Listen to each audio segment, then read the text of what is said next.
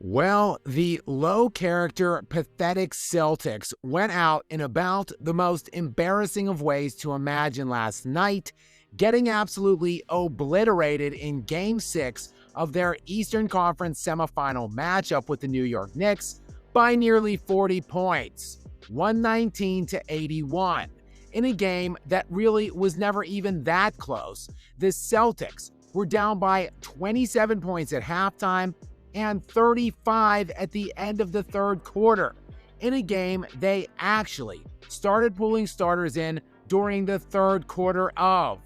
This smackdown, by the way, coming less than 48 hours after they just won by 25 points to extend the series. Now, they of course lost games 1 and 2 at home after leading by at least 20 in the second half of both of those games. They also beat the Knicks by over 20 on their own court earlier in this very series. Now, clearly the series was over unofficially when Jason Tatum blew his Achilles out in Game 4, but they were already down 7 with less than 3 minutes to play in that fourth quarter when that injury occurred. Already, they were well on their way to going down 3-1 in that series. The Celtics had already blown this thing and their chance at repeating well before Tatum was wheeled to the locker room, and then they just absolutely quit last night in Madison Square Garden. Like, quit before halftime. No character at all, no heart, and no leadership at any level on this team. Just an immensely talented team that has choked away other high-profile series throughout the entirety of the Tatum and Brown era in Boston. A team that undeniably sailed under a lucky shooting star to even squeeze a single title out of this era. And all it took was one of the best starting fives of this century, a sixth man of the year caliber bench player, and literally every other impactful player on any other remotely competitive team in the East getting injured along their ridiculously easy playoff run. And the moment this team faced even a hint of adversity, literally ever, they just folded like a lawn chair and packed it up for next season. Should it therefore have come as any semblance of a surprise that they just got worked by 40 in a game that had a 2-point line at time of tip-off? And now that they got that out of their system, the C's can officially shift gears to the offseason next year. And frankly, well, next year isn't as bleak as I've heard it painted. Many doomsayers have been talking about the end of an era for them, though not sure this is an era that should be lamented when it does come to an end. A team that should have easily won multiple titles, barely squeaking out one in one of the weakest playoff runs ever. Anyway, though, this team is essentially entirely under contract for next season outside of, that is, Al Horford, literally the only guy in the entire rotation not under contract already next season, and Horford turns 39 years old in 2 weeks. But aside from him, though, the Celtics will somehow, someway, be bringing this entire team back next year, and when I say somehow, I of course mean amid a multitude of luxury taxes, as this team's book of contracts is entirely obscene for next season.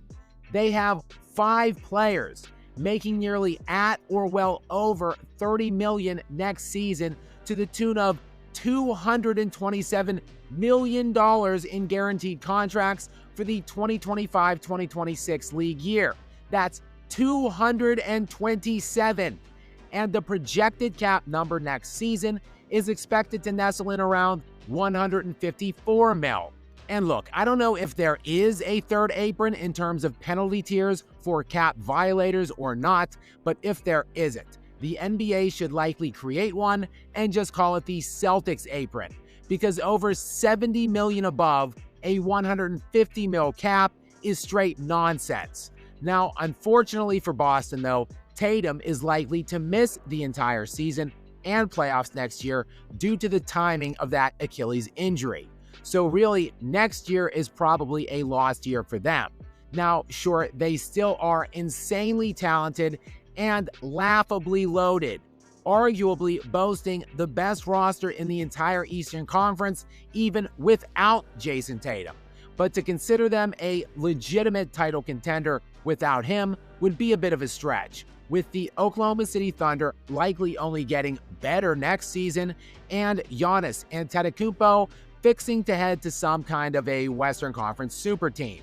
So in looking at the following season of 2026-2027, when Tatum should presumably be set to return, well, the outlook there is looking kind of bleak as it is being presented.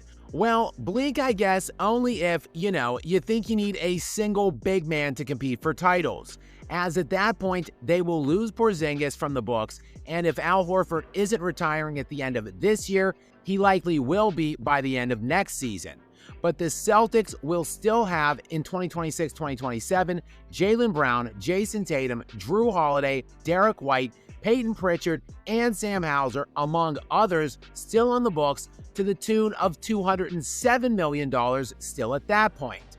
So still far into the luxury tax range and apron tier, with again, not a single big man on the books. So it will be value bargain shopping for the C's at that point without making some kind of a trade, that is, in an NBA that has been dominated by three-point shooting as of late, but is kind of looking as if a sea change is in the works right now, with teams that deploy either central bigs or a multiple tandem of bigs, basically the only teams left standing now in these playoffs.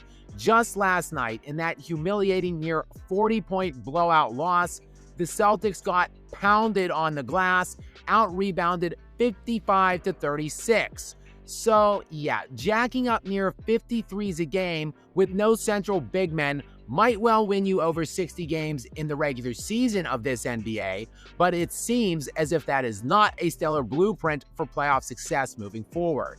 So it seems as if this ill-fated Celtics roster, one of the most talented assembled in recent memory, didn't just bow out of these playoffs in sad and humiliating fashion, but with their current cap situation, the punitive nature of the new CBA in regards to extreme violators like Boston, and the Tatum injury all factored in, well, let's just say Boston should be thanking that lucky star they sailed under last year, because that might just be the final championship run for many, many years to come.